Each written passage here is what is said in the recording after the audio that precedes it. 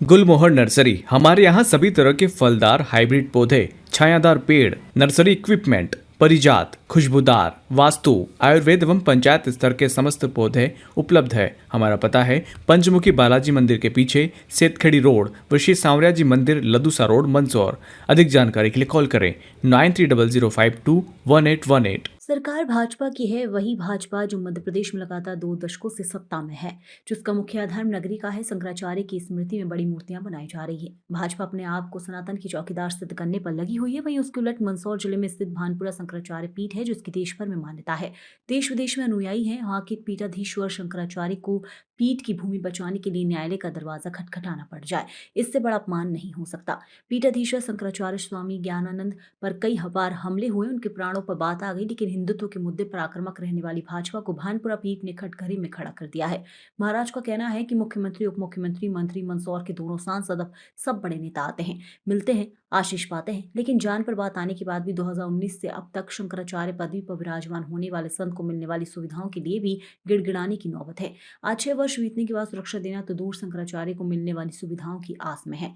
लगता है भाजपा चाहते हैं कि महाराज श्री को कोई हानि पहुंचाए, ताकि राजनीति का मौका मिले और सनातन के संरक्षक दिखाकर बयानबाजी कर सके, दिखावे की राजनीति चमका सके। सूत्रों की माने तो मठ की जमीन हड़पने वालों को स्थानीय विधायक का संरक्षण प्राप्त है। इससे अधिक गिरी हुई हरकत कुछ और नहीं हो सकती।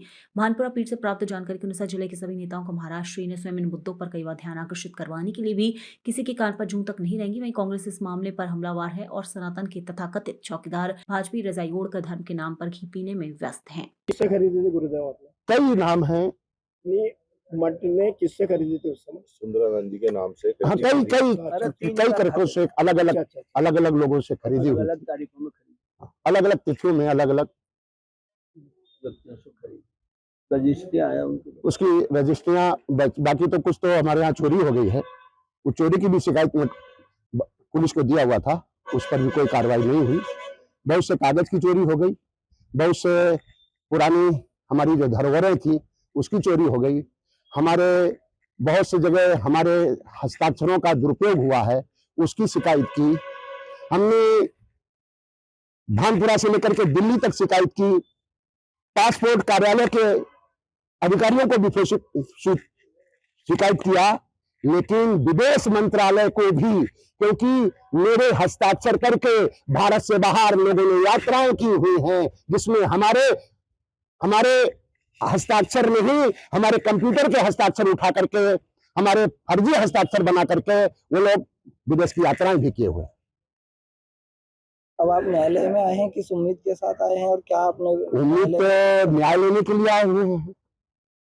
न्यायालय में आपने किस तरीके से अपनी बात रखी है? यही आज मैंने दस्तावेज प्रस्तुत किया हुआ है और सत्य है, न्याय मुझे मिलना चाहिए। हम न्याय की श्रेणी में आते हैं और न्याय मिलना भी चाहिए।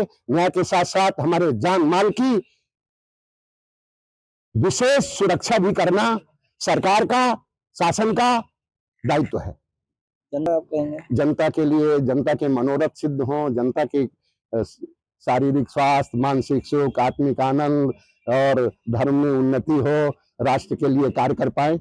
जनता के लिए तो यही अपील भी है और अपेक्षा भी।